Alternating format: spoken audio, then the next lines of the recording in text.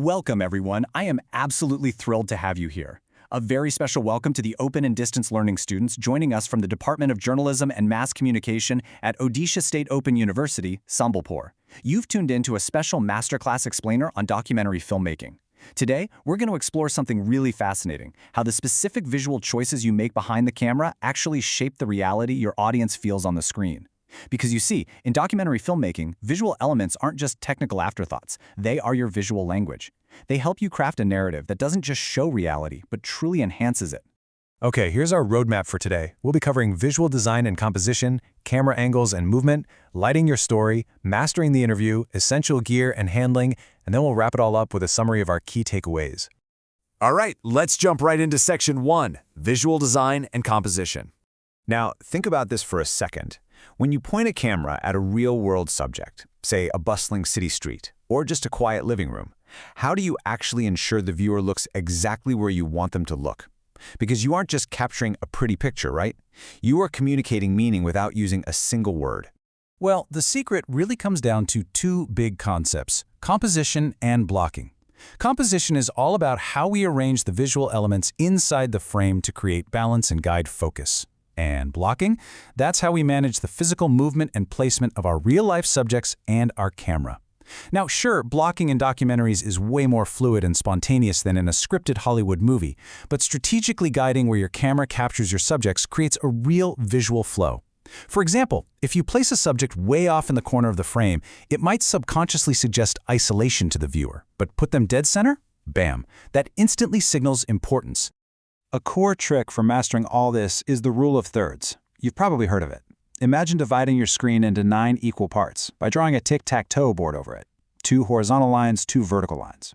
By placing your main subjects along those intersecting lines, instead of just stuck right in the middle, you give them room to breathe. It naturally draws the viewer's eye and helps them focus on the emotion without feeling overwhelmed. And when you combine that with leading lines, like roads or fences, or frame them inside a doorway, you instantly create a shot that feels incredibly dynamic and immersive. Moving right along to Section 2, Camera Angles and Movement. Let's see how manipulating the camera itself completely changes viewers' psychology. It's wild how simply shifting the camera a few inches up or down completely rewrites the emotional power dynamics of the person you're filming. If you use a high-angle shot, literally looking down on your subject, it can make them appear vulnerable, powerless, or totally overwhelmed by their environment. But flip that around, a low-angle shot, where you're looking up, makes the subject seem powerful, dominant, or even heroic. You see this a lot when filming political leaders or activists. Ultimately, your camera angle is an artistic decision that sets the entire tone of the scene, instantly. Now, when you do decide to move the camera, that movement needs to feel natural and serve a purpose. If you pan, which is pivoting horizontally, or tilt, pivoting vertically, you're usually revealing new information, providing context, or showing scale. Meanwhile, a really smooth tracking shot, where you're physically moving along a path, immerses your viewer directly into the subject's environment. It creates this awesome sense of intimacy or urgency as you follow someone through a space. Let's shine a light on Section 3, Lighting Your Documentary Story. As a documentary filmmaker, you are constantly going to be playing a balancing game between two worlds of lighting. On one hand, you have natural lighting. It gives you this raw authenticity and realism that really helps the viewer connect with the subject's true world. But it changes constantly throughout the day, so it is highly unpredictable. On the other hand, you have artificial lighting, like LED panels. These offer you total reliability. They let you tightly control and shape the exact visual mood you need, which is especially crucial when you're shooting indoors. If you're setting up a sit-down, formal interview, the 3-point lighting setup is your absolute best friend. It guarantees your subject looks dimensional and professional. It's basically a 3-step recipe. Step 1, set up your key light at a 45-degree angle. That's your main source of light. Step 2, add a fill light on the opposite side to soften up those harsh shadows. And Step 3, position a backlight right behind your subject. This gives them a little halo effect and separates them from the background, so they don't just blend into the wall behind them. Now, if you want to get a little dramatic, you can play around with chiaroscuro lighting. It's a fancy word, but it really just means leveraging extreme contrast between deep shadows and bright highlights.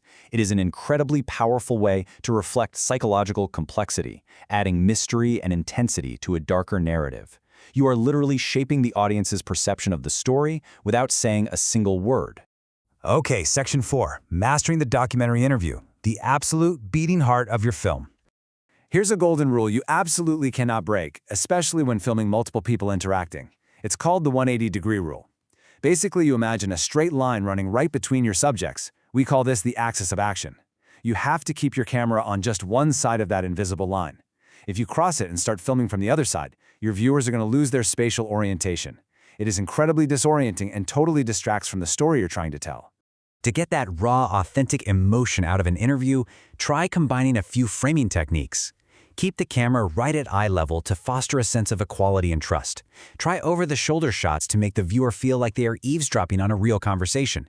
Deploy tight close-ups to catch those tiny emotional details, and use a shallow depth of field to beautifully blur out the background and totally isolate your subject.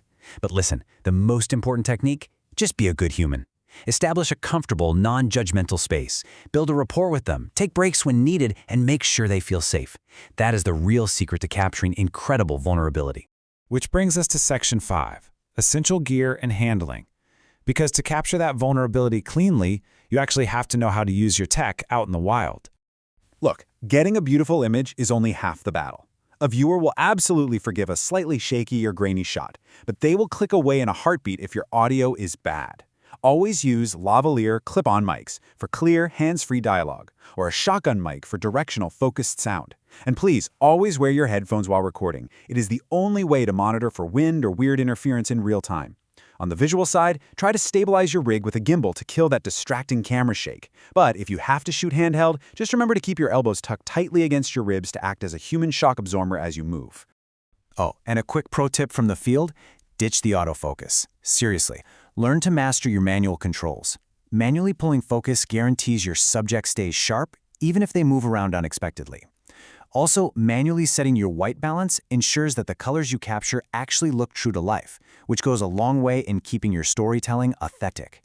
All right, we've covered a lot of ground. Let's wrap things up in Section 6 with a quick summary and our key takeaways. Here is your cheat sheet for the next time you go out on an assignment. 1. Composition and blocking are not accidental. Use them to actively guide the viewer's gaze. 2. Remember that your camera angles directly dictate how powerful or vulnerable your subject feels to the audience. 3. Your lighting choices totally control the emotional atmosphere of the scene. 4. If you want an authentic interview, you need eye-level framing and a genuinely comfortable environment. And 5. Master your audio gear and manual camera controls to ensure everything feels completely professional. I highly encourage every single one of you to just take your cameras out, mess around with these techniques, and start practicing seeing the world through a cinematic lens. So, armed with the visual grammar of composition, the psychology of lighting, and the mechanics of movement, I want to leave you with one final thought.